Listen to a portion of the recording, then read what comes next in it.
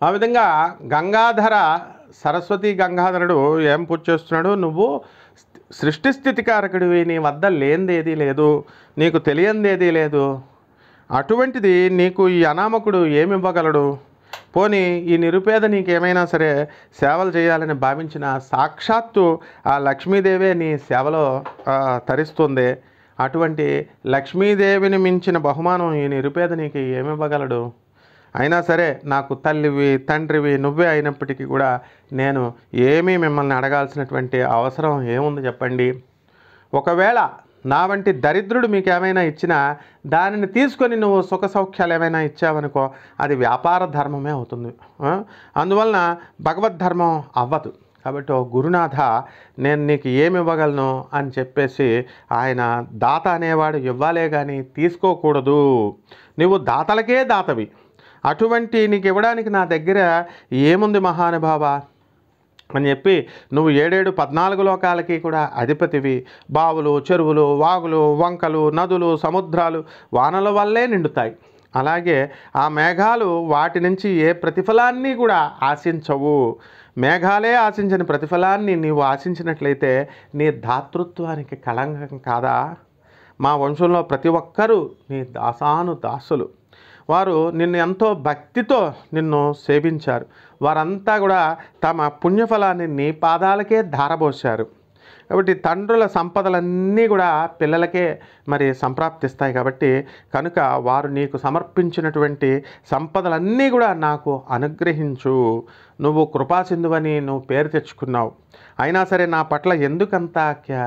కినుక వహిస్తున్నావు, నా మీద నీకు ఎందుకు దయ కలగడం లేదు, కనీసం మా తాత ముత్తాతలు సంపాదించినటువంటి ఆస్తుల వారసత్వాన్నైనా నాకు అనుగ్రహించు, అంటే వాళ్ళ తాతలు ఏం చేశారు, భక్తిని సమర్పించారు, ఆ భక్తి చేయడం వల్ల ఆ భక్తి పుణ్యఫలాన్నన్నా నాకు ప్రసాదించు అని అడుగుతున్నాడు, ఎందుకు నా పట్ల ఎంత కరుణ లేకుండా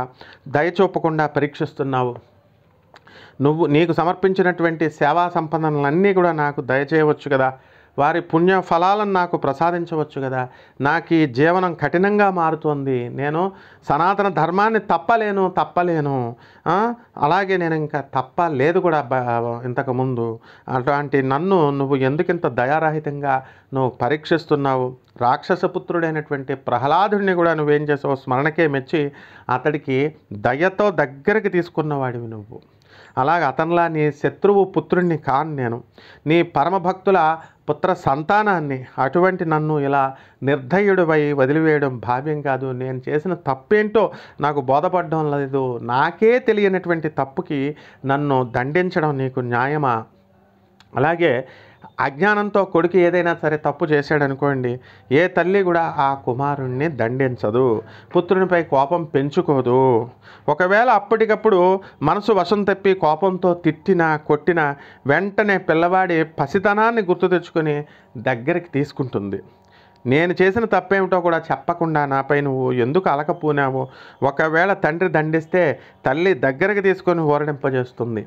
నాకు అమ్మ నువ్వే నాన్న నువ్వే అన్నీ నువ్వే, నీవు నాకు తండ్రివై దండించినా సరే తల్లివై లాలించక తప్పదు, అందువల్ల నా అపరాధం ఏదైనా ఉంటే కనుక దాన్ని దండించాల్సింది నువ్వే, నన్ను క్షమించాల్సింది నువ్వే అని చెప్పి, ఓ ఆర్తత్రాణ ప్రాయణ ఈ దాసుడికి నువ్వే ఆదుకోవాలి, అందుకే నిన్ను మేమంతా కూడా అనాథరక్షకుడు అని పిలుచుకుంటాం, నేను నీ పుత్రుని కనుక నా హృదయాన్ని నా అంతరంగాన్ని అర్థం చేసుకుని నాపై దయ చూపించు, బండరాళ్ళని సైతం కరిగించేటటువంటి నా ఆవేదనని అర్థం చేసుకొని నన్ను ఆదుకో, పైకి చేదుకో అంటూ నామధారకుడు ఏం చేస్తాడంటే ఈ యొక్క గురుదేవుల్ని వినయంగా ప్రార్థిస్తాడు, ఈ సరస్వతి గంగాధరుడే నామధారకుడు అనమాట. అయితే నామధారకుడి యొక్క హృదయవిదారకమైనటువంటి మాటలను విని ఆయన ఏం చేస్తాడంటే సద్గురునాథుని హృదయం ద్రవింపజేశాయి,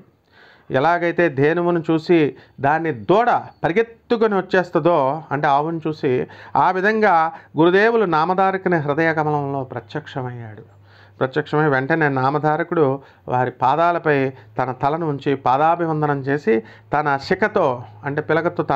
వారి పాదధూళిని దులిపాడు, ఆనందాశ్రములతో ప్రాతప్రక్షాళనం చేశాడు, హృదయ మందిరంలో కూర్చోపెట్టుకొని షోడశోపచార పూజలు అవన్నీ కూడా చేశాడు. ఈ విధంగా గురునాథులు వారు ఏం చేశారంటే భక్తుల హృదయంలో వెలిశారు, నామధారకుడి యొక్క జన్మ ధన్యమైంది.